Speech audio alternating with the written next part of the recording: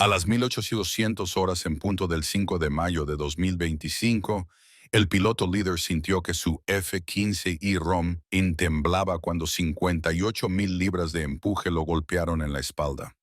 Esa noche 20 ROM israelíes rugían despegando desde la pista de la base aérea de Adasahim mientras ascendían hacia los 35,000 pies con su objetivo en un puerto controlado por los hutíes en Yemen. Para la tripulación en tierra que observaba, pocos sabían que estaban presenciando lo que pronto se convertiría en la operación de combate de mayor alcance en la historia de la Fuerza Aérea Israelí. Su F-15I estaba cargado con 4 bombas GBU-31 Horn, destructoras de búnkeres de 2,000 libras diseñadas para convertir el concreto reforzado en polvo. Sus compañeros de ala llevaban GBU-32, la versión más pequeña de 1,000 libras. Detrás de ellos, otros 18 ROM portaban cargas similares, cada piloto consciente de que estaban llevando sus aeronaves al límite absoluto de sus capacidades operativas. Los tanques de combustible conformados del F-15I ROM, visibles a lo largo del fuselaje, contienen 845 galones adicionales de JP-8, extendiendo el radio de combate de la aeronave de 800 a 600 kilómetros. Con tanques de combustible externos y reabastecimiento en vuelo, podían atacar objetivos a 2,000 kilómetros de distancia y aún regresar a casa a tiempo para el desayuno. Mientras la formación de 20 aviones ascendía a 25,000 pies, el sistema de navegación inercial por GPS construido en Israel del piloto líder calculaba la ruta hacia Yemen con una precisión de 3 metros, incluso si el enemigo interfería las señales de GPS. Al volar desde bases seguras dentro de Israel, en lugar de posiciones avanzadas expuestas, los hutíes no tendrían advertencia alguna hasta que comenzaran a caer las primeras bombas. A las 1815 horas, el piloto líder niveló a la altitud de crucero y giró hacia el suroeste rumbo al Mar Rojo. Por delante había 2,000 kilómetros de espacio aéreo hostil, una compleja operación de reabastecimiento en vuelo y objetivos que los hutíes asumían estaban fuera del alcance israelí. Pero había un problema. Incluso con esos enormes tanques de combustible conformados, los F-15I llevaban tanta carga de armamento y volaban tan lejos que se quedarían sin combustible en algún punto sobre el Mar Rojo. Sin un reabastecimiento exitoso en unos 90 minutos, 20 de los cazas más avanzados de Israel se convertirían en arrecifes artificiales. A las 1930 horas, el piloto líder miraba los indicadores de combustible que mostraban exactamente lo que su planificador de misión había calculado. Pero esos cálculos asumían que todo saldría perfectamente. 1 hora y 30 minutos después del despegue, su F-15I consumía combustible al ritmo previsto sin margen de error. Si no avistaban sus aviones cisterna, en los próximos minutos tendrían que dar la vuelta y regresar a la base con las alas aún sucias, y nadie quería eso. Justo cuando el líder de la formación estaba a punto de tomar la decisión, directamente adelante, 4 aviones cisterna KC-707, REM, mantenían su posición a 35,000 pies con sus operadores de boom, preparándose para la operación de reabastecimiento más desafiante que jamás habían intentado. Cada F-15I necesitaba exactamente 4,000 libras de combustible para llegar a Yemen, lanzar sus bombas y regresar al espacio aéreo israelí. No tenían un segundo que perder. El boom de reabastecimiento rígido del KC-707, que se extiende desde la cola de la aeronave, puede bombear 1,000 galones por minuto, lo suficientemente rápido como para llenar múltiples casas sin perder tiempo sobre territorio hostil. Cada cisterna lleva 30,000 galones de combustible transferible y puede permanecer en posición durante 6 horas, pero esta misión requería que fuera un poco más rápida. Tras iniciar su aproximación, el piloto líder se comunicó mientras maniobraba su caza ahora de 70,000 libras para formar detrás del cisterna líder. Ambas aeronaves viajaban a 300 nudos mientras mantenían una formación lo suficientemente precisa como para una cirugía cerebral. El operador del boom del KC-707, acostado en la sección de cola del cisterna, guiaba un tubo de acero rígido hacia el receptáculo de combustible del piloto líder, utilizando controles hidráulicos que proporcionaban un manejo preciso hasta el milímetro. Cualquier desviación en la velocidad, altitud o rumbo podía romper la conexión del boom y potencialmente enviar ambas aeronaves fuera de control. Durante todo esto, el operador del boom debía compensar la turbulencia, el movimiento de las aeronaves y la simple física de conectar dos objetos que viajaban a cientos de millas por hora. Contacto se escuchó por radio cuando el boom se conectó al receptáculo del piloto líder con un sonido metálico. Durante los siguientes 4 minutos, 4.000 libras de combustible de aviación JPO fluyeron del KC-707 al ROM, mientras ambas aeronaves mantenían una formación de vuelo perfecta. Sin esta capacidad, los F-15I israelíes estarían limitados a objetivos dentro de 1.600 kilómetros, excluyendo la mayor parte de Yemen, y permitiendo a Irán establecer rutas de suministro de armas fuera del alcance israelí. El reabastecimiento exitoso significaba que ningún proxy iraní en el Medio Oriente podía considerarse a salvo. Cuando el último F-15I se desconectó del cisterna final, el paquete de ataque estaba comprometido. A las 245 horas, la costa de Yemen apareció en sus pantallas infrarrojas. El complejo portuario de Hodeida aún estaba descargando activamente envíos de armas iraníes disfrazados de ayuda humanitaria. Completamente ajenos a que 50 municiones guiadas con precisión estaban a punto de convertir el centro logístico del Mar Rojo de Irán en un estacionamiento. A las 200 horas en punto, el objetivo finalmente apareció en sus pantallas. El enorme complejo portuario de Gaddafi, extendido a lo largo de la costa yemení, en imágenes térmicas nítidas, presentaba grúas de contenedores, almacenes de almacenamiento, tanques de combustible e instalaciones portuarias que cubrían casi 2 kilómetros cuadrados, lo que lo convertía en el conducto de armas más importante de Irán para los hutíes. El pod de designación Laser Lightning, montado bajo cada aeronave, trabajaba a toda máquina con el cardán del pod, girando 360 grados mientras mantenía el bloqueo en el objetivo, incluso si tenían que realizar maniobras de combate a 6 giros. Su imagen térmica atravesaba fácilmente el humo y la oscuridad, mientras que una cámara de TV, con un aumento de 30 podía detectar personas individuales desde 20 kilómetros de distancia. A través de las ópticas del pod, el piloto líder podía ver que definitivamente estaban en el lugar correcto. Los envíos de armas iraníes se almacenaban junto a suministros humanitarios legítimos en esos complejos de almacenes, mientras que los búnkeres subterráneos proporcionaban almacenamiento con clima controlado para el equipo militar más sensible. Los enormes tanques de almacenamiento de combustible junto al muelle principal contenían suficiente diésel para mantener el puerto en funcionamiento y suficiente para crear una bola de fuego impresionante cuando fueran alcanzados por un par de bombas de 2.000 libras. Casi todos los misiles balísticos, componentes de drones y dispositivos explosivos utilizados en los ataques hutíes durante los últimos 18 meses habían pasado por estas instalaciones. Los hutíes habían convertido a Yemen en el depósito de municiones avanzado de Irán, y este puerto era la puerta principal. La inteligencia indicaba que más del 70% de los envíos de armas iraníes transitaban por Hodeida, y eliminarlo haría más que solo un poco de daño.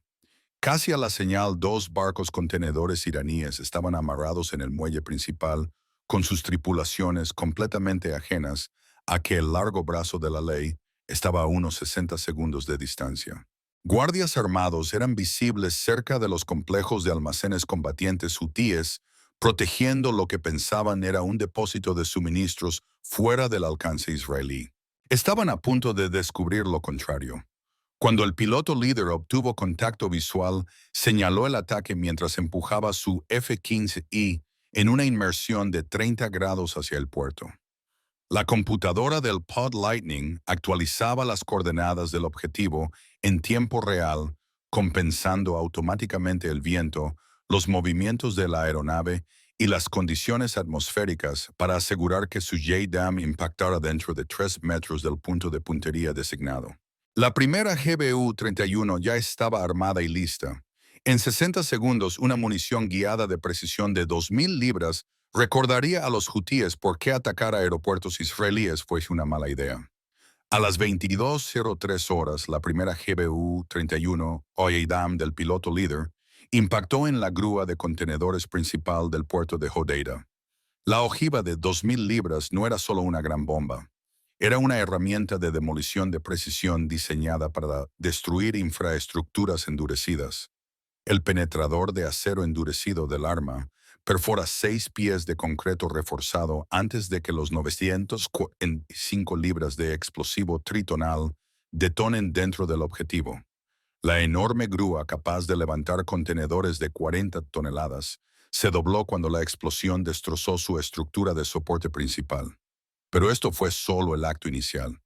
Cada 15 segundos otro JPDM encontraba su objetivo con precisión matemática, cada impacto cuidadosamente programado para maximizar la destrucción mientras se evitaba la interferencia entre armas. El segundo ataque apuntó a los contenedores de almacenamiento de combustible del puerto, 6 tanques masivos sobre la superficie que contenían decenas de miles de galones de combustible diésel. El diseño de la ojiva penetradora del GBU-31 enfocaba la energía explosiva directamente en las paredes del tanque, rompiendo el contenedor de combustible e iniciando una bola de fuego que se elevó 200 metros en el cielo nocturno. Los ataques 3 y 4 impactaron en el complejo de almacenes principal donde se almacenaban las armas iraníes. Cada ojiva de 2.000 libras entregaba el equivalente explosivo de 945 libras de TNT, más que suficiente para colapsar paredes de concreto reforzado y detonar cualquier munición almacenada en el interior. Explosiones secundarias comenzaron a propagarse por la instalación, mientras cohetes y proyectiles de artillería suministrados por Irán se encendían. En el suelo, el personal hutí finalmente se dio cuenta de lo que estaba ocurriendo. A través de su pod de designación, el piloto líder podía ver figuras corriendo entre edificios, algunas apuntando rifles hacia el cielo, otras gritando por radios. Pero a 35.000 pies los F-15 ROM estaban muy por encima del alcance de las armas pequeñas y los cañones antiaéreos ligeros posicionados alrededor del puerto. Sus misiles tierra-aire estaban posicionados para proteger Sana'a, o esta instalación remota que asumían estaba fuera del alcance israelí. La destrucción sistemática continuó mientras los ataques 5 al 8 apuntaban a la estructura del muelle en sí. Cada JDAM estaba programado con coordenadas GPS que los colocaban en los puntos de unión, donde los soportes del muelle se conectaban con la estructura principal del muelle. Destruir estos puntos estructurales específicos colapsó secciones enteras del muelle, haciendo imposible descargar barcos, incluso si las grúas hubieran sobrevivido. Para las 22:07, solo 4 minutos después del primer impacto, el puerto de Hodeida fue efectivamente borrado del mapa. Las enormes estructuras de concreto diseñadas para resistir tormentas del Mar Rojo e impactos de barcos fueron reducidas a escombros por armas específicamente diseñadas para derrotar objetivos endurecidos. Incluso si los hutíes lograran de alguna manera reparar el daño, ya no tenían las grúas, el almacenamiento de combustible o la infraestructura portuaria necesaria para manejar envíos de armas a gran escala. Pero la red de apoyo de Irán se extendía más allá de solo enviar armas. También habían proporcionado a los hutíes capacidad industrial para ocultar sus armas localmente. Y esa infraestructura era la siguiente. A las 22:22 horas, con el puerto de Hodeida, ardiendo detrás de ellos 4 F-15I de la formación, se alineaban en un objetivo que no parecía amenazante desde el aire, pero era vital eliminar: la fábrica de concreto de Bajil. Para la mayoría de las personas, atacar una planta de concreto con municiones guiadas de precisión parecería como lanzar una bomba nuclear sobre un hormiguero.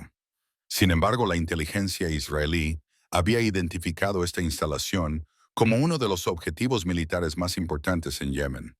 Los hutíes no estaban usando este lugar para hacer aceras. Ingenieros iraníes habían modificado silenciosamente la planta para producir concreto de ultra alta resistencia, utilizando aditivos especializados que creaban paredes de búnkeres capaces de resistir bombardeos convencionales. Cada puesto de mando subterráneo, instalación de almacenamiento de armas y complejo de túneles que los hutíes habían construido en los últimos 2 años dependía del concreto de esta fábrica. Eliminarla significaba eliminar su capacidad para proteger futuras instalaciones militares de ataques aéreos. A través de sus pods de designación, los pilotos podían ver el complejo industrial de la instalación extendido por varias hectáreas. El complejo se extendía por varias hectáreas. Múltiples torres de mezcla de concreto se elevaban 40 metros en el aire, conectadas por sistemas de cintas transportadoras que trasladaban materias primas entre los edificios de procesamiento. La fuerza laboral civil de la planta había evacuado cuando comenzaron los ataques al puerto, pero las fuerzas de seguridad hutíes permanecían en el lugar en un vano intento de proteger su inversión. A las 22:24, el compañero de ala del piloto líder lanzó el primer GBU-32 Adam hacia la torre de mezcla principal de la instalación. La carga explosiva de 435 libras del GBU-32 crea una explosión masiva que pronto destrozará maquinaria, sistemas eléctricos y equipos industriales en toda el área objetivo. La explosión que siguió perforó la estructura de concreto reforzado de la primera torre antes de detonar dentro de los espacios de maquinaria, enviando una enorme nube de polvo de concreto y fragmentos de acero por todo el complejo. La torre de 40 metros colapsó sobre los edificios adyacentes, eliminando instantáneamente la capacidad de producción primaria de la instalación. Los ataques 2 y 3 apuntaron a los silos de almacenamiento de cemento, contenedores masivos que contenían cientos de toneladas de materias primas. Las explosiones rompieron las paredes de los silos, creando nubes de polvo que se mezclaron con los incendios de los equipos encendidos y convirtieron toda la instalación en un páramo sofocante. El ataque final eliminó las subestaciones eléctricas que alimentaban las operaciones de la instalación. Sin electricidad, cualquier equipo sobreviviente era inútil y las reparaciones requerirían reconstruir completamente la infraestructura industrial desde cero. La precisión requerida para alcanzar componentes específicos dentro del complejo, mientras se evitaban estructuras civiles cercanas, demostró la precisión del GBU-32, que estaba dentro de 5 metros incluso a máxima distancia.